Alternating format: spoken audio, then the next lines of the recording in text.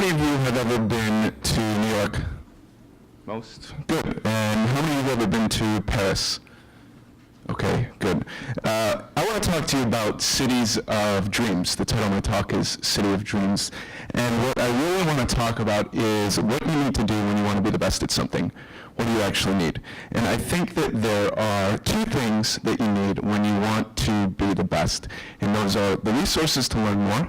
So what are the actual materials that you need? If you want to be a painter, where do you find the best paintings? Where do you find all the different styles and philosophies that people have on paintings? So you need the resources to learn more, and then you need a community, because you need people to develop your ideas with, bounce ideas off of. It can be very lonely to go ahead and try and do something really great if no one else in your life gets it. So there's two people I want to talk about. The first is Bob Dylan. Bob Dylan went to New York City. He grew up in Minnesota. He was a big fan of rock and roll in the 50s, went to college at the University of Minnesota, and when he was about 19, he dropped out and he hitchhiked to New York. He wanted to be a folk musician, and he couldn't do it in Minneapolis. So why did he go to New York? Well, there were a couple things there. The first thing was the resources. So when he got to New York, there were new songs, there were new instruments, there were different styles of playing the guitar. Finger picking was something that he learned there.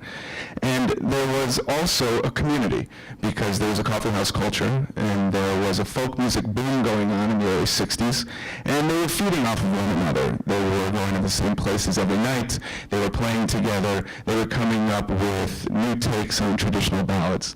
And through all of this, Bob Dylan started to write songs.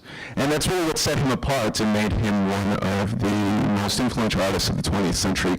He sold out a lot of concert halls, and he sold a lot of records, but Bob Dylan was primarily a songwriter.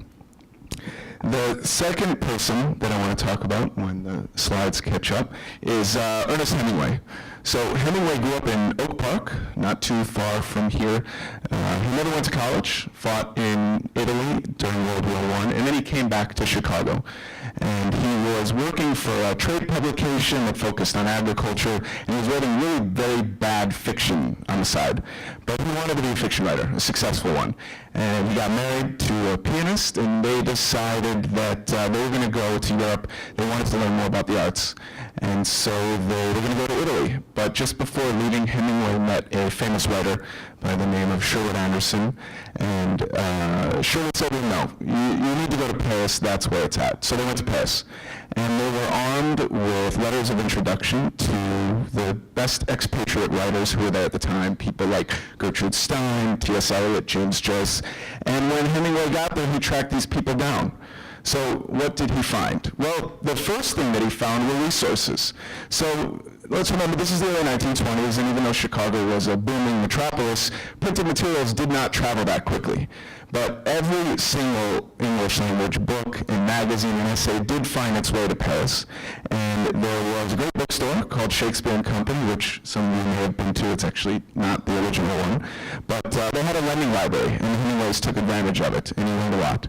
And he also spent every afternoon in Gertrude Stein's apartment, where all of the best writers were gathering every day, and they were sharing their work, and they were discussing their philosophies. And Hemingway was great at developing really quick, intense friendships he learned a lot from, but that ended pretty quickly, mostly because he was an asshole.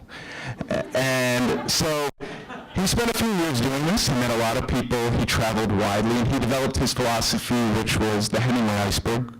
Feel free to Google it. And he came back from a trip to Spain, and he said, I'm going to write what I want. I've learned enough. And he wrote The Sun Also Rises. And pretty much overnight, once it was published, he became an international sensation, and that lasted for the rest of his life. So what does this mean? Why is it important? Well, we're all here to make Chicago. We all presumably have interests in things. We want to excel at something. We want to learn more.